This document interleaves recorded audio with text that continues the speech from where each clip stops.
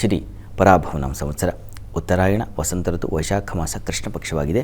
ಈ ದಿವಸ ಶನಿವಾರವಾಗಿರ್ತಕ್ಕಂಥದ್ದು, ಸಪ್ತಮಿ ತಿಥಿ, ಶ್ರವಣ ನಕ್ಷತ್ರ. ಈ ದಿವಸ ಶನಿವಾರವಾಗಿದೆ, ಸಪ್ತಮಿ ಇದೆ ಮತ್ತು ಶ್ರವಣ ನಕ್ಷತ್ರ ತುಂಬ ಚೆನ್ನಾಗಿದೆ ವಿಷ್ಣುವಿನ ಆರಾಧನೆಗೆ. ಶ್ರವಣ ನಕ್ಷತ್ರ ವಿಷ್ಣುವಿನ ನಕ್ಷತ್ರ. ಶ್ರವಣ ನಕ್ಷತ್ರಕ್ಕೆ ದೇವತೆ ಯಾರು ಅಂದರೆ ವಿಷ್ಣು. ಹೀಗಾಗಿ ಶ್ರೀನಿವಾಸನ ನಕ್ಷತ್ರ ಅಂತಲೇ ಪ್ರಸಿದ್ಧಿ ಅಲ್ವಾ. ಹೀಗಾಗಿ ಈ ದಿವಸ ಶ್ರೀನಿವಾಸ ಸನ್ನಿಧಾನಕ್ಕೆ ಹೋಗಿ, ಅಲ್ಲಿ ಶ್ರೀನಿವಾಸನಿಗೆ ಬಹಳ ಇಷ್ಟ ಅಂದರೆ ಅಲಂಕಾರ ಅಲ್ವಾ. ಹೀಗಾಗಿ ಒಂದು ಹೂವಿನ ಅಲಂಕಾರ ಮಾಡಿಸ್ತಕ್ಕಂಥದ್ದು, ವಸ್ತ್ರಾಲಂಕಾರ ಮಾಡಿಸ್ತಕ್ಕಂಥದ್ದು, ಸಾಮರ್ಥ್ಯ ಇದ್ದವರು ಆಭರಣ ಕೊಡ್ತಾ ಇರ್ತಾರೆ, ಆಭರಣ ಅಲಂಕಾರ ಮಾಡಿಸ್ತಾರೆ. ಸಂತೋಷ ಮಾಡಿಸ್ಲಿ ಅಂತೂ ಅವನು ಅಲಂಕಾರ ಪ್ರಿಯ. ಹೀಗಾಗಿ ಬಗೆಯ ಅಲಂಕಾರಗಳನ್ನು ಮಾಡಿಸಬಹುದು. ಅದೆಲ್ಲಕ್ಕಿಂತ ಮುಖ್ಯವಾಗಿ ನಾವು ಭಕ್ತಿಯ ಅಲಂಕಾರ ಅವನಿಗೆ ಬಹಳ ಇಷ್ಟ. ವಿಧ ವಿಧದ ಭಕ್ತಿಗಳಿದ್ದಾವಲ್ಲ, ನವವಿಧ ಭಕುತಿ ಅಂತ ಹೇಳ್ತಾರಲ್ಲ,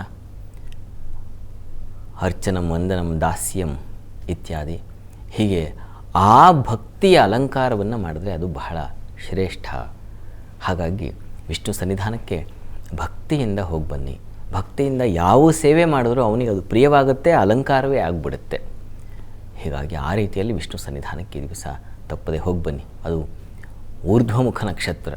ಹೀಗಾಗಿ ಈ ದಿವಸ ಮಾಡಿದ ಕೆಲಸಗಳು ಶನಿವಾರ ವಸ್ತುತಃ ವರ್ಜ್ಯ ಮತ್ತೊಂದು ಅಂತ ನಮ್ಮ ತಲೆಯಲ್ಲಿ ಕೂತಿದೆ. ಶನಿವಾರ ಪ್ರಾರಂಭವಾದ ಕೆಲಸ ಸ್ಥಿರವಾಗಿ ಉಳಿಯುತ್ತೆ. ಸ್ಥಿರವಾರ್ಸರ ಅಂತ ಇದಕ್ಕೆ ಹೆಸರು. ಮತ್ತು ಅಷ್ಟೇ ಅಲ್ಲ, ಊರ್ಧ್ವಮುಖ ನಕ್ಷತ್ರವಿದ್ದಾಗ ಸ್ಥಿರ ಕಾರ್ಯಗಳು ಊರ್ಧ್ವಗತಿಯಲ್ಲಿ ಬೆಳೀಲಿಕ್ಕೆ ಅವಕಾಶ ಆಗುತ್ತೆ. ಹೀಗಾಗಿ ಈ ದಿವಸ ಏನಂತಹ ತೆಗೆದುಹಾಕೋ ಹಾಗೇನೂ ಇಲ್ಲ. ಯಾವುದಾದ್ರು ನಿಮ್ಮ ಮನಸ್ಸಿಗೆ ಹೊಸ ಕಾರ್ಯಗಳನ್ನು ಪ್ರಾರಂಭ ಮಾಡಬೇಕು, ಈ ದಿವಸ ಅನಿವಾರ್ಯ ಇದೆ, ಖಂಡಿತ ಮಾಡಬಹುದು, ಸಂಶಯ ಏನೂ ಇಲ್ಲ. ಚೆನ್ನಾಗಿದೆ, ಈ ದಿವಸ ತುಂಬ ಚೆನ್ನಾಗಿದೆ. ವಿಷ್ಣು ಸನ್ನಿಧಾನಕ್ಕೆ ಹೋಗಿ ಬನ್ನಿ, ಒಳ್ಳೆಯದಾಗಲಿ.